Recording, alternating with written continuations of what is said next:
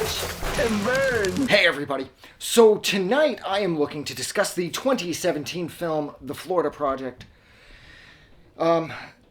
This was whenever I'm going into movies that are sort of seen as, slice of life films, and especially when they're on the more poverty stricken side of the slice of life film selection, I always kind of go in a little weary because traditionally there ends up being some kind of sex abuse / sex assault, and I hate that shit in movies. And so I went into this, and I have to say that I knew right off that there was something different about this, that this was going to be like a far less aggressive look at people living in poverty. And that's exactly what it was. This was more about how the kids in the movie, the characters like Mooney, who is one of the main characters, her and her mom Haley, as well as the hotel manager, the hotel where they live, the manager Bobby, played by Willem Dafoe. They are pretty much the three main characters in this. I mean, Mooney has a number of friends. There's Jancy, there's Scooty, and Scooty's mom, if memory serves, is one of Mooney's mom's friends, Haley's friend Ashley. They have a bit of a falling out, and I don't know. I have to say that the focus being on the kids, at first, for the first, say, half of the movie, I was worried because I'm like, oh, this is leading up to, like, some pedophile is going to come into this and snatch one of the kids or some disgusting shit like that. But no, that didn't happen. And then when this movie had come and gone, and I was thinking about it afterwards, well, the first time I watched it, it reminded me of the old, like, Little Rascal, or like the Our Gang. Well, Our Gang is the Little Rascals. The Our Gang movies turned into the Little Rascal movies, like with Ernie and Mickey.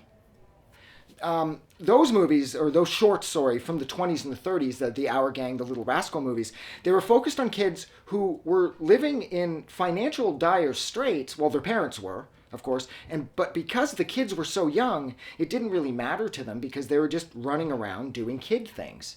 So I liked how this movie reminded me of the Little Rascals' Our Gang shorts from way back.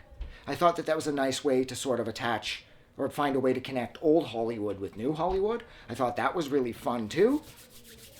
But yeah, I mean, it's just Mooney is caught in sort of a hopeless situation. Her mom, Haley, she loves Mooney. She's definitely into her daughter, but she doesn't work. She lost her job as a stripper, which called into question her welfare benefits, and she didn't want to turn to prostitution to support herself, and so now, unfortunately, she isn't receiving any benefits, so she has to come up with the week-to-week rent at the hotel where they live. And the hotel, of course, is ironically titled The Magic Kingdom, because it, of course, is literally up the street from the actual Magic Kingdom. And quickly, for anybody that doesn't know, the title of this movie is what Disneyland in Florida was referred to back in the 50s or whenever it was being built. They referred to the building of Disneyland in Florida as the Florida Project. So this Florida Project, of course, it's a lot different than the actual Magic Kingdom. The Magic Kingdom where they live is a far different place than the actual Magic Kingdom. It's not the greatest hotel. The people in there are decent enough, but they are all up against it, financially speaking.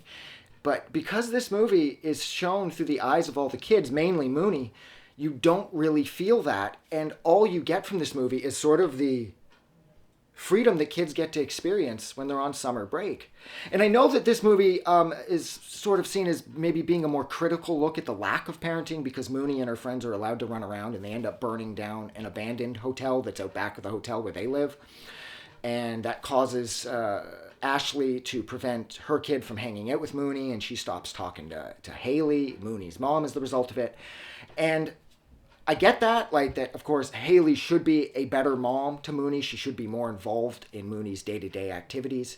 But then I also couldn't help but feel like this is just kind of how it was for people like me. If you grew up as a kid in the 80s, my parents were great, but they had no idea what we got up to.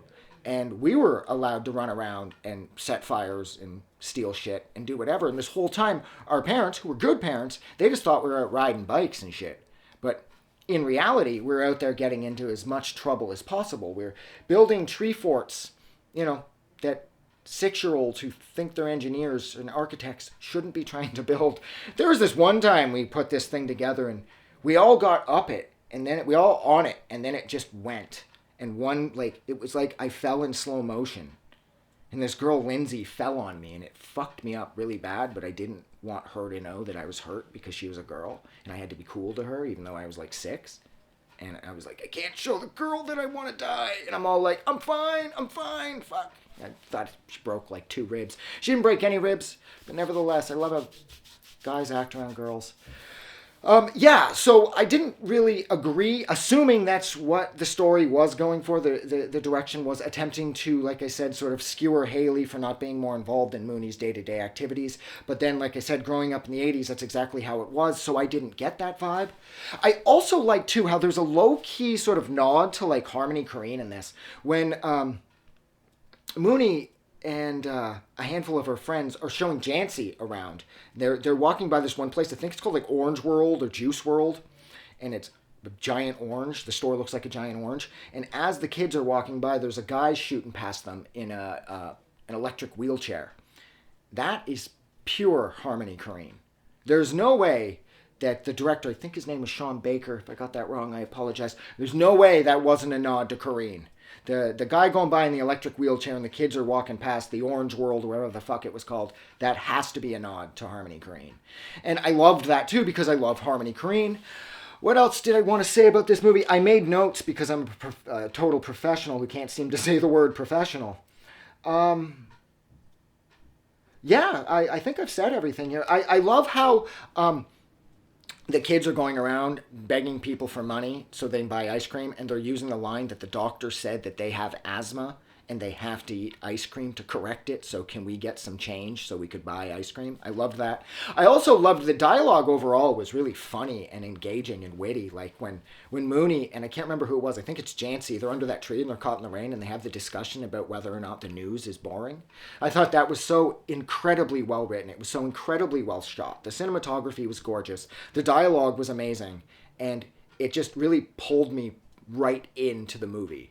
And I really appreciated that happening.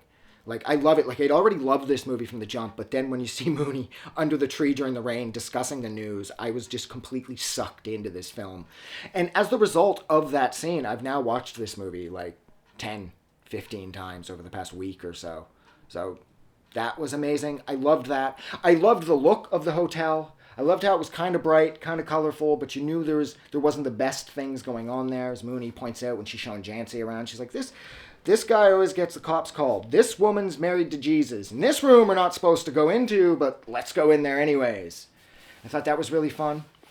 And of course, the movie does end a little sad. Mooney gets pulled from Haley's care once it's discovered that Haley is keeping Mooney in the bathroom while she is prostituting herself for money in the other room. It's kind of sad, and so it ends with Jancy running with Mooney to the actual Magic Kingdom because it's really the only thing a couple 8-year-olds could do once they realized that their friendship was going to come to an end because Mooney was being removed from Haley's care. It was really touching and really cute and really sad, but it's kind of the inevitability of it all, right? You can't fuck dudes for cash with your kid in the bathroom. The cops, they're just not going to stand for that. So, yeah.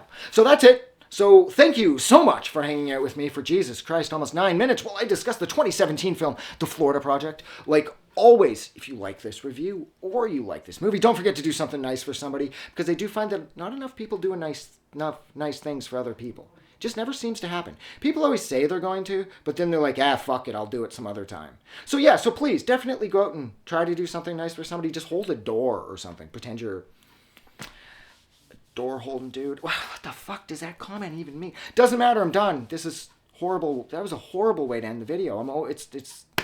Yeah, bye.